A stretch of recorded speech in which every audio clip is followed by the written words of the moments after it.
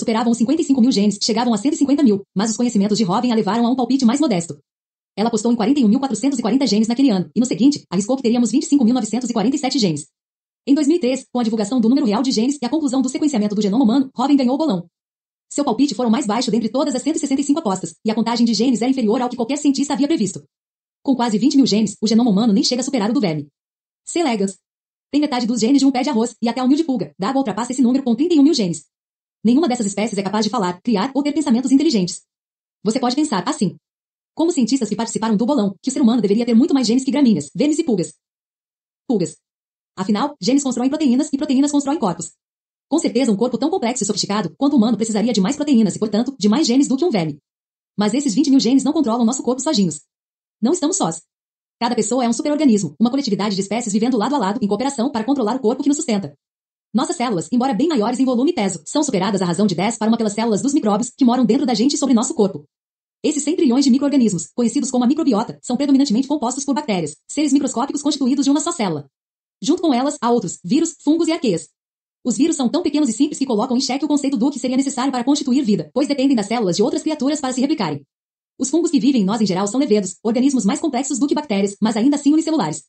As arqueias formam um grupo semelhante às bactérias, mas suas diferenças, em termos evolutivos, são tão significativas quanto as que separam as plantas dos animais. Juntos, os micro-organismos vivendo no corpo humano somam 4,4 milhões de genes. Esse é o microbioma, o genoma coletivo de nossa microbiota. Esses genes cumprem seu papel no controle de nosso corpo junto com nossos 20 mil genes humanos. Segundo esses números, você é apenas 0,5% humano. Agora já sabemos que o genoma humano deve sua complexidade não somente ao número de genes que contém, mas também às muitas combinações de proteínas que esses genes são capazes de produzir. No caso dos humanos e de algumas outras espécies, eles são capazes de desempenhar mais funções do que poderíamos pensar à primeira vista. Além disso, os genes de nossos micróbios acrescentam ainda mais complexidade a essa mistura, oferecendo com maior facilidade ao corpo humano serviços que evoluíram rapidamente. Uma árvore da vida simplificada, mostrando os 3 domínios e os 4 reinos do domínio eucaria. Até recentemente, para estudar esses micro-organismos, tínhamos que cultivá-los em placas de Petri cheias de componentes sanguíneos, tutano, ósseo ou açúcares, suspensos em geleia. Só que essa era uma tarefa difícil, pois já vimos que a maioria das espécies que moram no intestino humano morre quando é exposta ao oxigênio. Além disso, para que os micro-organismos das placas crescessem, precisávamos adivinhar quais eram os nutrientes, a temperatura e os gases necessários à sua sobrevivência. Se não descobríssemos isso tudo, não era possível aprender mais sobre a espécie em questão. Era mais ou menos como conferir quem faltou à aula fazendo uma chamada. Se você não chama algum nome, não tem como saber se a pessoa está ali.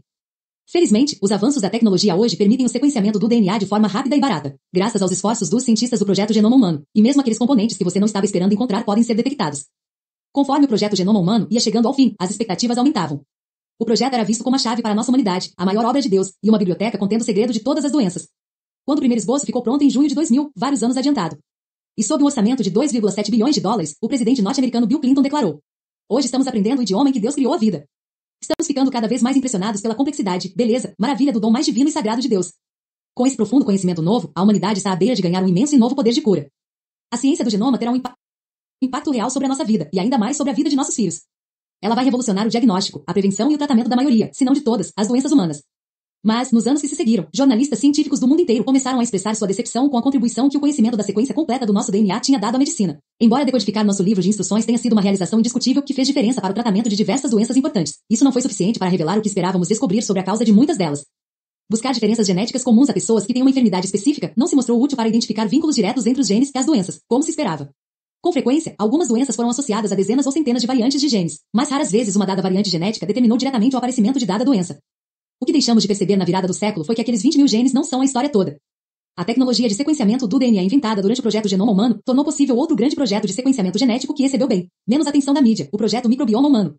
Em vez de examinar o genoma de nossa própria espécie, o PNH foi criado para identificar as espécies presentes no corpo humano, no microbioma, através de seu DNA. A dependência de placas de Petri e a superabundância de oxigênio já não seriam obstáculos à pesquisa de nossos coabitantes. Com um orçamento de 170 milhões de dólares e um programa de 5 anos de sequenciamento de DNA, o PNH deveria interpretar o código genético de micro-organismos vivendo em 18 habitats diferentes no corpo humano, o que equivalia a processar dezenas de vezes mais dados que o PGH. Era uma pesquisa bem mais abrangente dos genes tanto humanos quanto microbianos que constituem uma pessoa.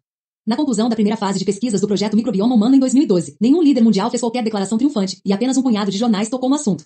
Mas o PNH viria a revelar mais sobre o que significa ser humano atualmente do que nosso genoma jamais foi capaz. Desde o início da vida, as espécies exploram umas às outras, e os micróbios têm se mostrado particularmente eficientes em sobreviver nos lugares mais esquisitos.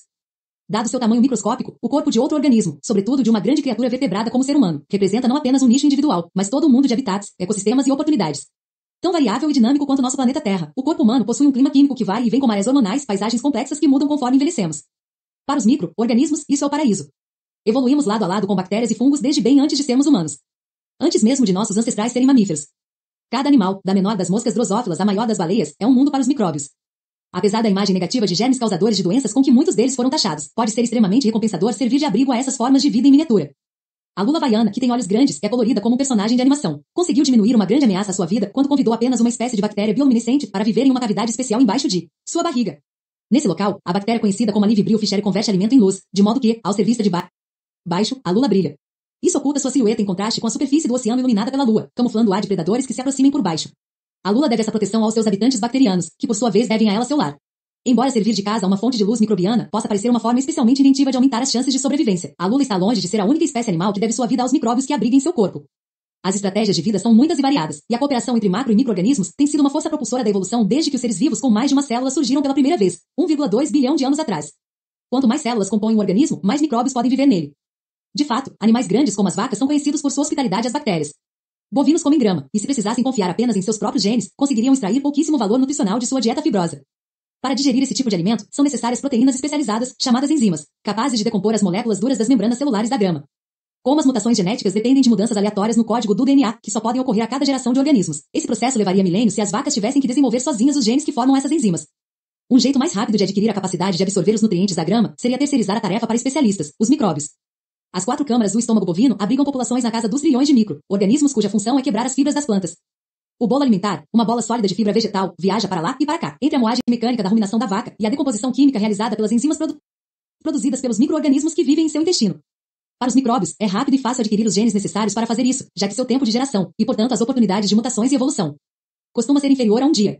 Se a lula havaiana e as vacas podem se beneficiar ao se aliarem aos micróbios, por que nós, humanos, não poderíamos fazer o mesmo? Não comemos grama nem temos um estômago dividido em 4 câmaras, mas temos nossas próprias especializações.